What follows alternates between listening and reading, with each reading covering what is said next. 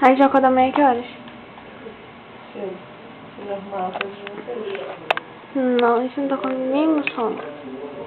Mãe, a redação está muito, muito, muito, muito vazia. Não tem ninguém, não tem ninguém.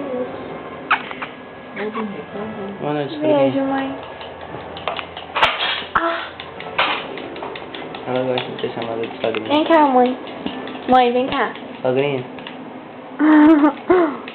Mãe. Você não gosta quando a gente chama de sogrinha, não? Não.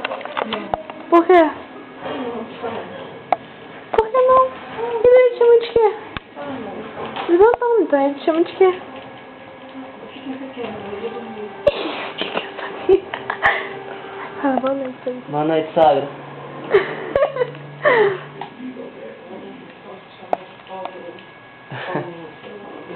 Pedro Paulo. Pedro Paulo. Cadê Bruno tadinho? Amor, Sim, você ama o quê? passeio óptico. Você ama o quê? Você. Ah.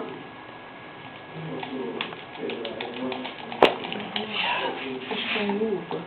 Eu não gosto de uva, não. Se quiser comer cachorro quente. Ó, Cachorro quente? Claro não. Olha só. Na geladeira tem uma quentinha. Que coisa tá tomando? Aham. Você tá aí igual vai falar. Fala o cardápio. Ela tá se sentando. Oi. É que eu estou dormindo. Tá, pai, já sei. Na geladeira tem uma quentinha que tem aquele picanha, conta filé. Conta filé e Você tá com fome? Não era não. se quiser comer pão Tá.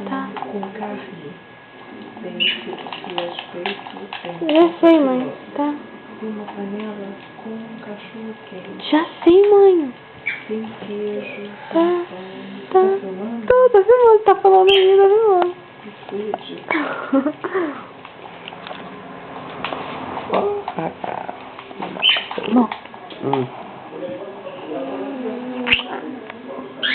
não filmou. Peraí. Não é pra mim filmar, é pra filmar com você.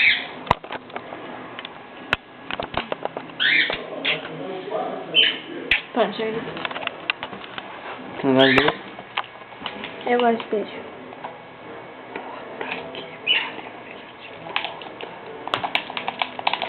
Eu não consigo mais sair daqui, cara. Tchau.